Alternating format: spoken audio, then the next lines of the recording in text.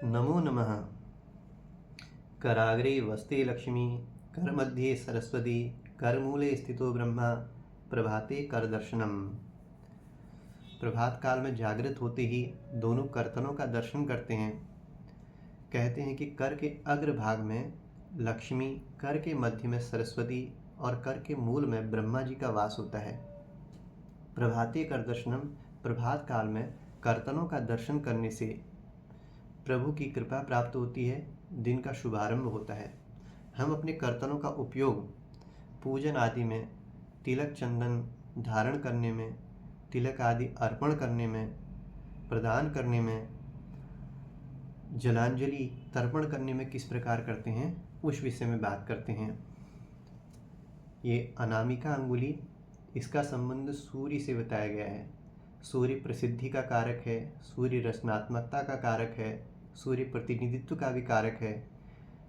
ये मूलाधार चक्र से संबंधित अंगुली होती है।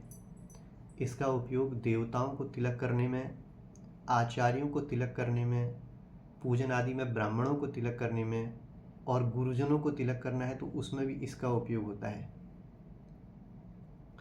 मध्यमा अंगुली, ये विशुद्धि चक्र से संबंधित है। इसका संबंध शनि से है। इसकी ऊर्जा अनंत तक जाती है। इस अंगुली से तिलक धारण करने से सुख समृद्धि आरोग्य बढ़ता है, मानसिक शांति प्राप्त होती है।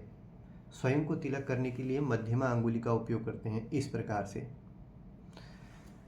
ये तर्जनी अंगुली, इसका उपयोग पितरों को तिलक करने के लिए करते हैं। इसका संबंध बृहस्पति से होता है और ये मोक्ष का कारक होती है।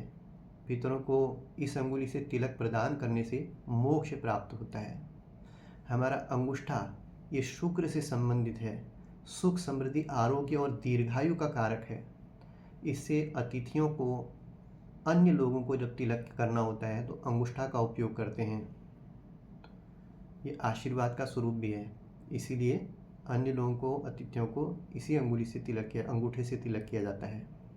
अब जो हम जलांजलि तर्पण अर्पण करते हैं, उसमें हमारे कर्तनों में तीर्थों का वास बताया गया है। अग्नि पुराण में ये उल्लेख मिलता है, पैतृंग मूल्य प्रदिश्यन्यां, पैतृंग मूले प्रदिश्यन्यां, जो हमारी तर्जनी के मूल में होता है, यहाँ पितृ तीर्थ होता है। पितरों को जब तर्पण जलांजलि दी जाती है तो वहीं से देते हैं, पितृ तीर्थ से। कनिष्ठायां प्रजापति, यहाँ कनिष्ठिका में यहाँ प्रजापति तीर्थ होता है, काय तीर्थ होता है। यहाँ से ऋषियों को जब तर्पण दिया जाता है तो इधर से ही दिया जाता है। ब्रह्मंगष्ठ मूलस्थं, ब्रह्म तीर्थ अंगुष्ठा के मूल में होता है।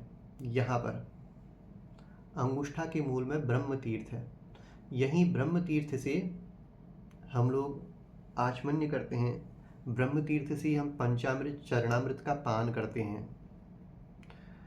तीर्थं देवं कराग्रतः, और देव तीर्थ कर्तनों के अग्र में देव तीर्थ बताए गए हैं। ये देव तीर्थ हैं। सव्यपाणी तले वहनी तीर्थं सौम्यश्च वामतः।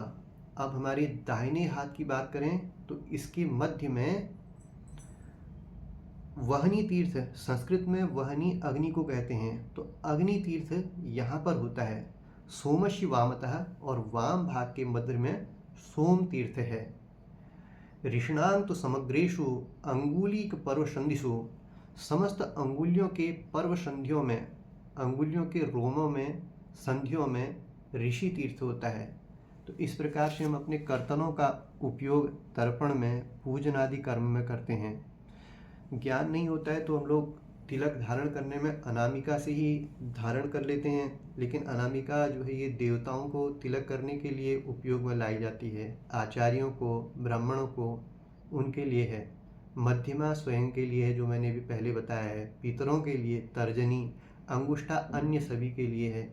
अतिथियों के लिए है अंगुष्ठा का उपयोग। और कनिष्ठा, इसका उपयोग हम लोग पूजन आदि कर्मों में इसका उपयोग नहीं करते हैं तिलक करने के लिए, इससे शुभ नहीं माना जाता है तिलक कनिष्ठा का उपयोग करना। तो इस प्रकार से तिलक वगैरह धारण करने का ये नियम है। और इस वीडियो में मैं जो बता रहा हूँ, अगर आपको इस तरह की जानकारी अच्छी लग रही है तो इस चैनल को सब्सक्राइब कीजिएगा, वीडियो को लाइक कीजिएगा, कमेंट सेक्शन में जाकर के कुछ कमेंट भी कर दीजिएगा।